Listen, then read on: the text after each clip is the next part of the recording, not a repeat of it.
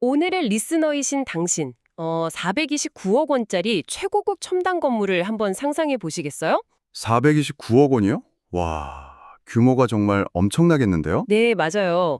연면적이 무려 8,500제곱미터에 달하는 그 엄청 거대하고 웅장한 공간이거든요. 네네. 그런데 막상 이 엄청난 건물이 현재 텅 빈 채로 방치되어서 그저 숨만 쉬고 있는데도 매년 23억 원이라는 막대한 유지비를 태워 없애고 있다면 어떨까요?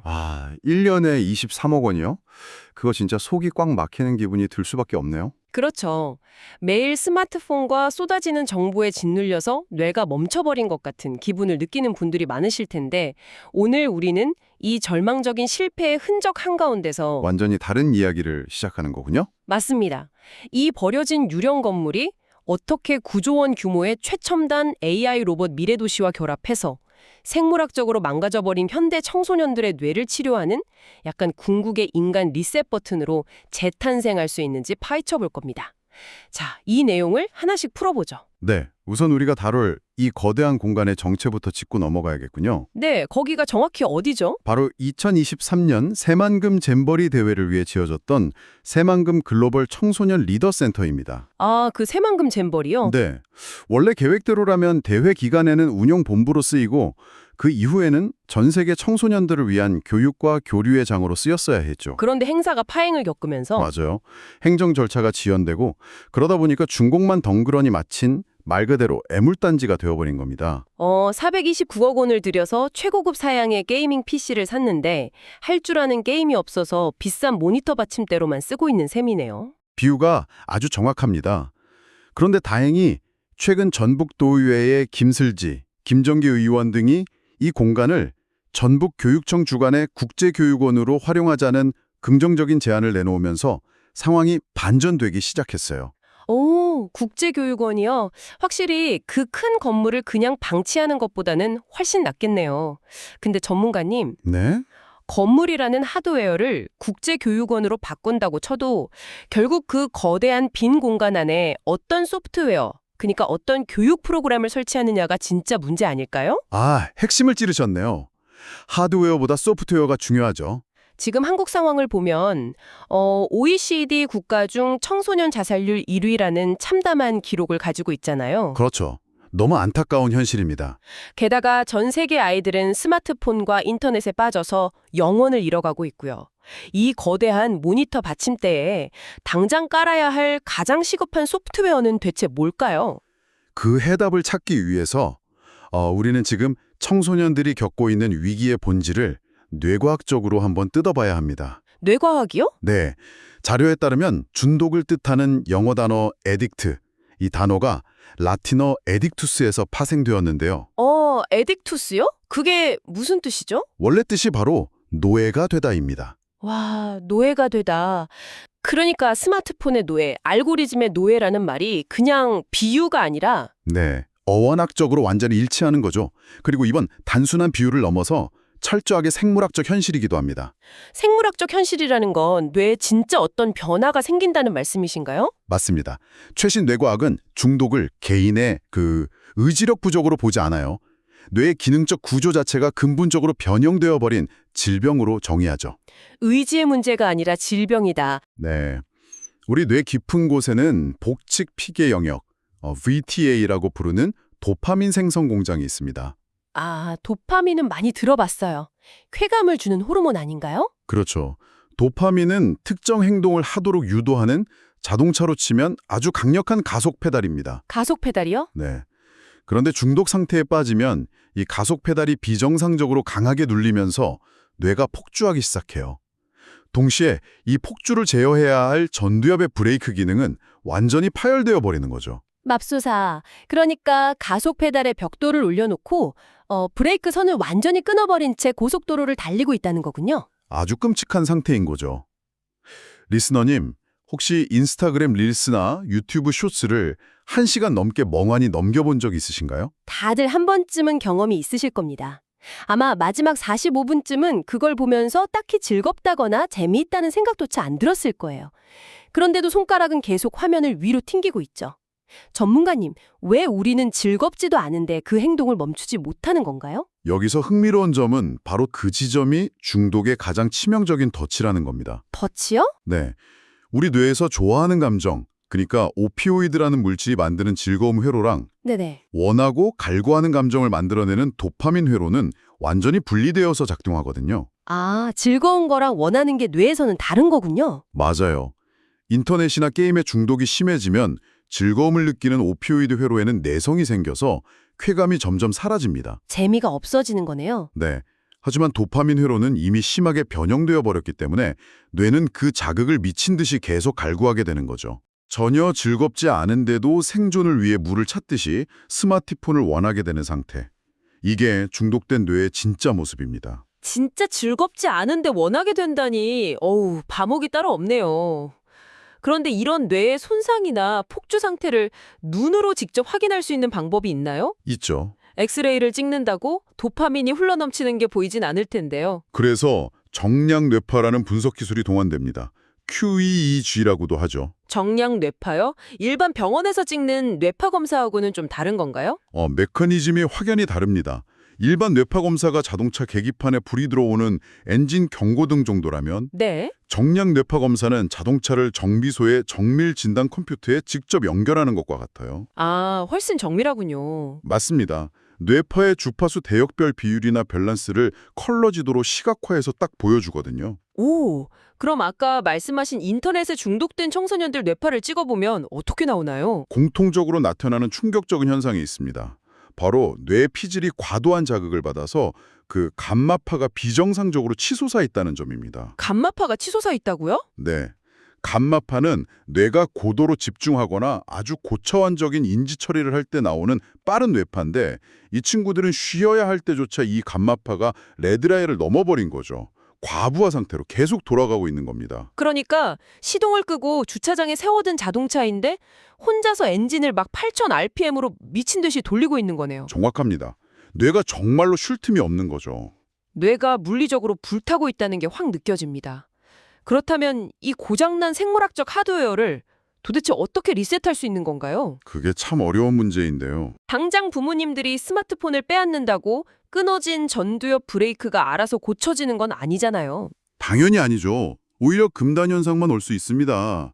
그래서 여기서 국립공주대학교 스마트의료 웰리스 관광대학원의 이용근 교수팀이 제시하는 해결책이 등장합니다. 오, 공주대학교 교수팀이요? 네, 교육부, 문체부, 외교부가 글로벌 인재 파이프라인 구축을 위해서 방한 한료 교육 여행 프로젝트를 준비해 왔거든요. 아, 국가 기관들이 같이 하는 거군요. 네, 그 일환으로 이용근 교수팀이 뇌과학적인 과부하를 치료할 완벽한 디지털 디톡스 처방전으로 여행 인문학이라는 걸 제안했습니다. 여기가 정말 흥미로운 부분인데요. 여행 인문학이요? 네, 여행 인문학입니다.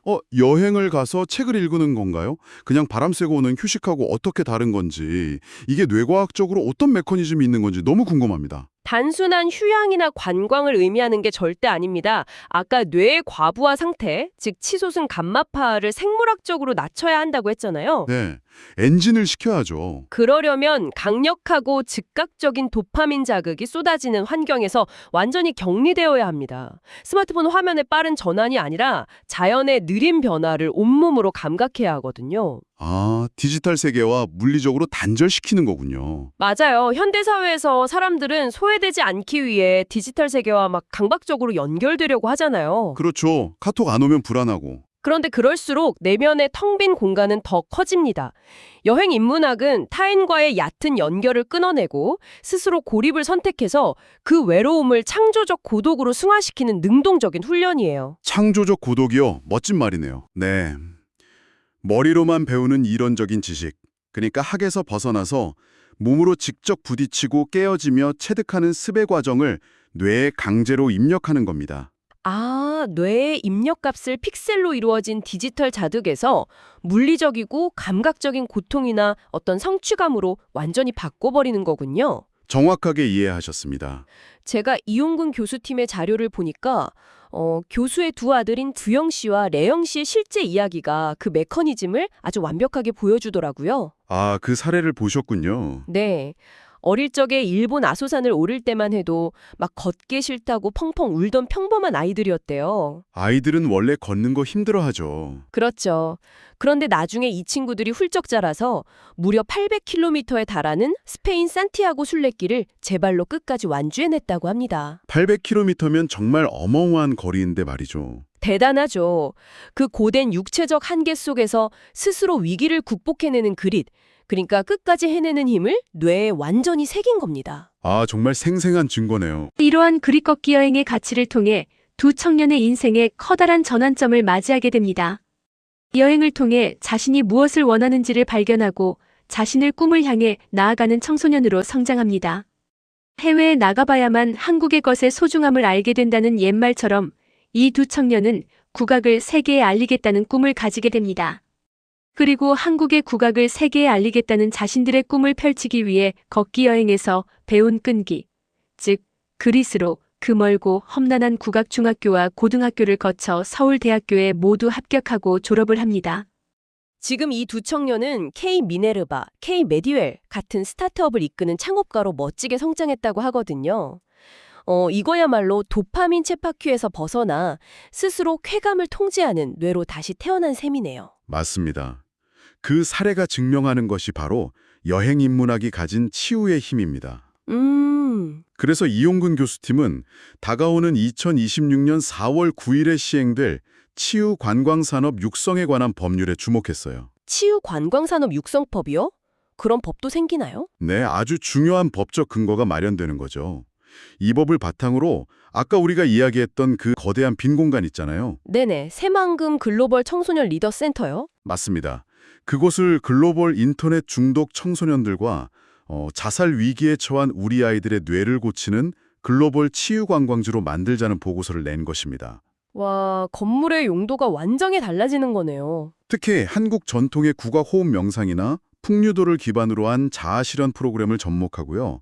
해외 청소년들을 위한 한글 교육 여행까지 유치해서 영혼을 잃고 방황하는 아이들에게 홍익인간의 정신을 심어주자는 원대한 비전인 거죠. 국악 호흡 명상의 홍익인간까지?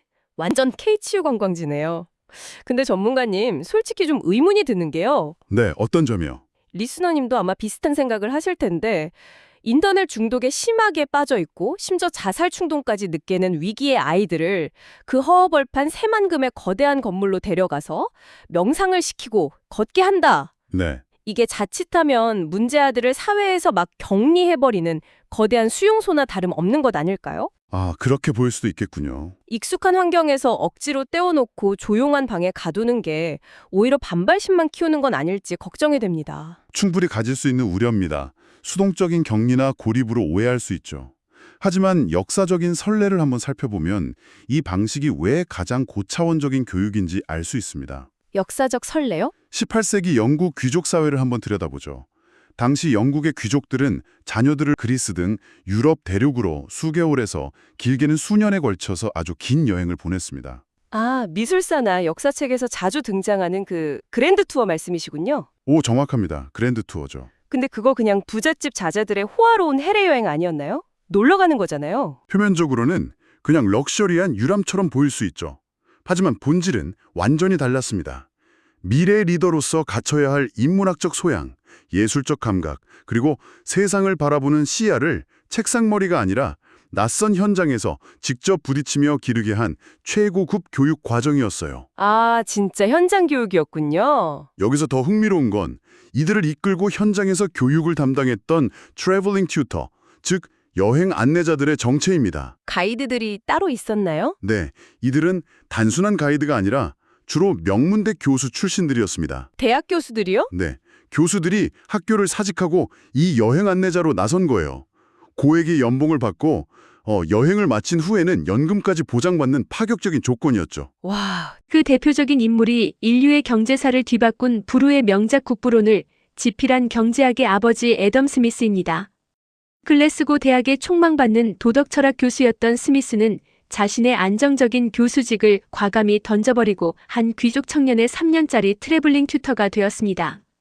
당시 파격적인 연봉과 평생 연금이라는 조건도 있었지만 지적인 탐구심이 가득했던 그에게 대륙의 실제 경제 현장을 목격할 수 있는 기회는 놓칠 수 없는 유혹이었습니다.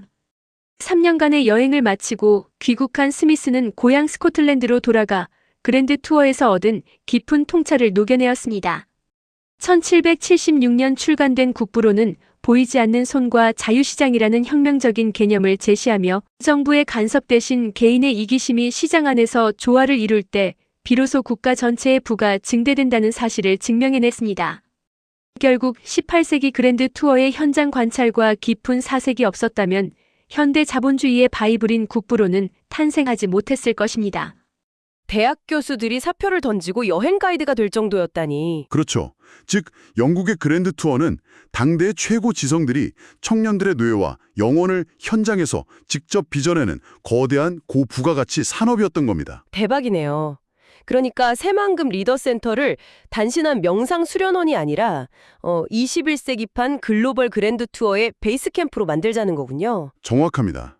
글로벌 리더 양성 센터가 되는 거죠. 해외에서 인기 있는 K-팝 데몬 헌터스라는 K-애니메이션을 보면 한국의 문화 코드가 막 영혼을 잃고 헤매는 전 세계 젊은이들에게 새로운 생명력과 영감을 불어넣는 내용이 나오잖아요. 네, 그 애니메이션도 아주 좋은 예시죠. 그것처럼 K-치유 문화, 한국식 명상과 홍익인간의 철학이 세계 청소년들의 멘탈을 책임지는 무기가 되는 거네요. 다친 예를 치료하는 생물학적 디톡스인 동시에 잃어버린 영혼을 찾아주는 21세기 K-치유 그랜드 투어인 셈입니다. 와, 그림이 확 그려집니다. 그런데 호스트님, 여기서 우리의 심층 탐구를 완전히 새로운 차원으로 끌어올릴 가장 놀라운 반전이 하나 더 기다리고 있습니다. 반전이요? 아직 더 남았나요? 이 새만금 글로벌 청소년 리더 센터가 위치한 바로 그 땅, 새만금에 현재 무슨 일이 벌어지고 있는지 혹시 아십니까?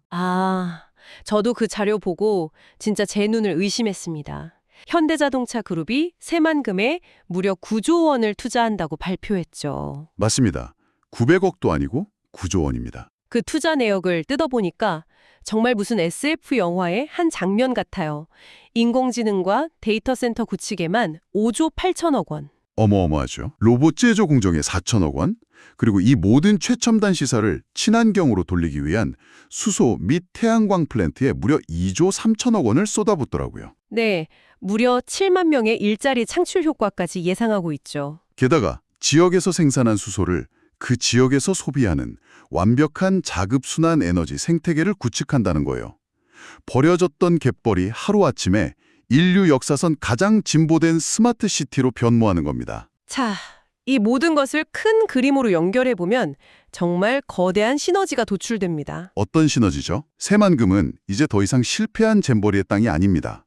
AI, 데이터 센터, 로봇 시대가 융복합된 글로벌 최첨단 산업단지입니다. 네네. 바로 그 거대한 9조 원짜리 미래도시의 한복판에 429억 원을 들여 지어놓고 버려져 있던 청소년 리더센터가 K-치유 관광지로 우뚝 서는 겁니다. 이게 무엇을 의미하겠습니까? 그래서 이 모든 게 무슨 의미일까요? 와, 생각해보니까 완전 소름이 돋네요. 놀라운 역설이죠. 그러니까 문 안쪽에서는 인터넷과 스마트폰에 중독되어서 막 감마파가 폭주하던 청소년들이 국왕 명상과 여행 인문학을 자신의 생물학적 뇌를 정상으로 리셋하고 창조적 고독을 배웁니다. 네, 뇌를 치유하는 거죠. 그런데 문을 열고 딱 밖으로 나가는 순간 자신들이 중독되어 있던 그 디지털 세계의 가장 최정점인 AI와 로봇, 수소 에너지로 돌아가는 최첨단 미래 도시가 눈앞에 펼쳐지는 거잖아요. 완벽하게 융합되는 순간입니다. 기술을 피해서 산속으로 도망치는 게 아니라 오히려 기술의 심장부에서 인간의 본질을 회복하는 훈련을 하는 거네요. 이거야말로 완벽한 아이러니이자 최고의 시너지 아닙니까? 그 역설이 이 프로젝트의 핵심입니다. 우리는 AI와 로봇을 피해서 원시 시대로 돌아갈 수가 없어요. 불가능하죠. 우리 아이들은 결국 이 고도의 디지털 사회 속에서 살아남아야 합니다.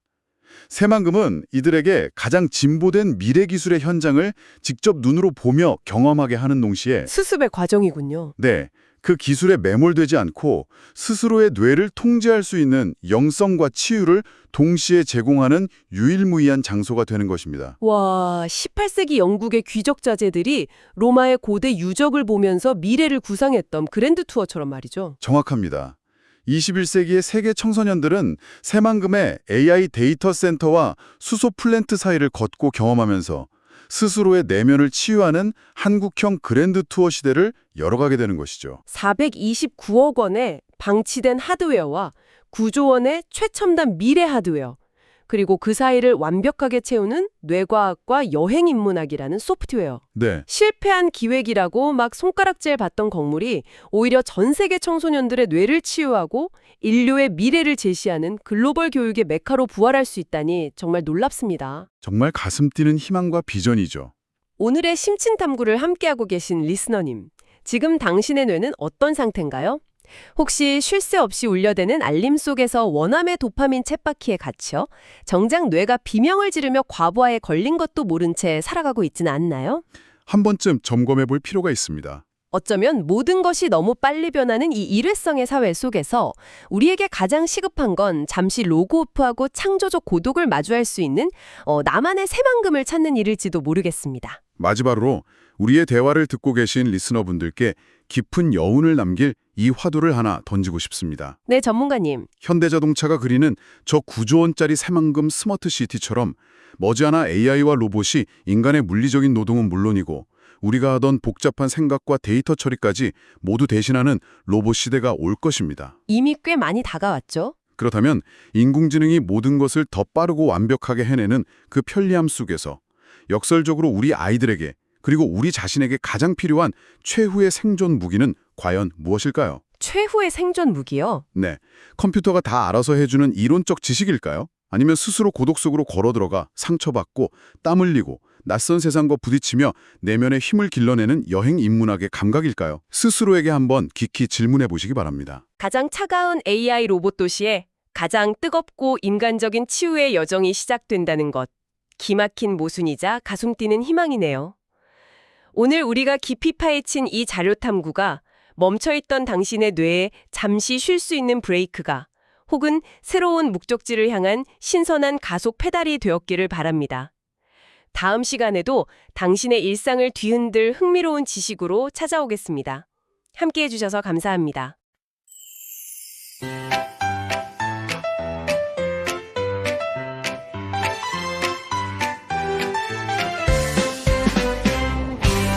끝없는 스크롤 속 길을 잃고 헤매던 밤 즐거움은 빛을 잃고 지독한 갈구와 만남은 나 브레이크가 파열된 채 질주하는 자동차처럼 도파민의 미로 속에 갇힌 유령 같았지. 아무도 찾지 않는 텅 빈 새만금의 리더 센터처럼 애물단지가 되어버린 내 모습이 서러웠어. 하지만 내 의지가 부족했던 게 아니라고. 상처받고 지쳐버린 내 뇌의 아픔이었을 뿐이라고. 이제 타인의 시선과 세상의 요구에서 로그오프할 시간. 나를 온전히 대면하는 집창조적인 고독함을 향해 걸어갈래. 텅 빈 채 버려졌던 내 마음의 빈 공간에 새로운 꿈을 채우는 국제교육원처럼 유령 같던 시간들은 이제 안녕 치유를 위한 새로운 비전. 조용히 날 뇌파를 고 새로운 하모니를 그려봐. 물질의 소유보다 눈부신 경험의 길을 선택할게. 다시 태어나는 날 이 여행을 시작해. 방 안의 비명처럼 어지러웠던 나의 뇌파는 치유의 여행 속에서 조금씩 평온을 찾아가. 책상 머리의 이론보다 내 두 발로 직접 부딪히는 실천으로 어떤 시련 앞에서도 꺾이지 않는 그리크리스를 심을 거야.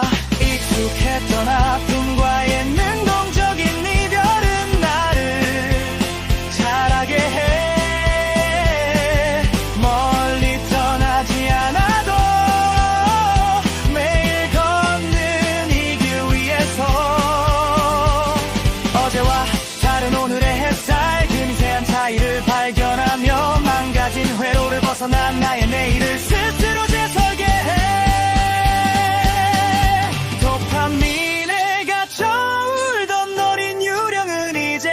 되어 뇌과학이 비춰준 맑은 치유의 빛을 따라서 나는 내 삶의 진정한 청소년 리더가 되어 일상을 여행처럼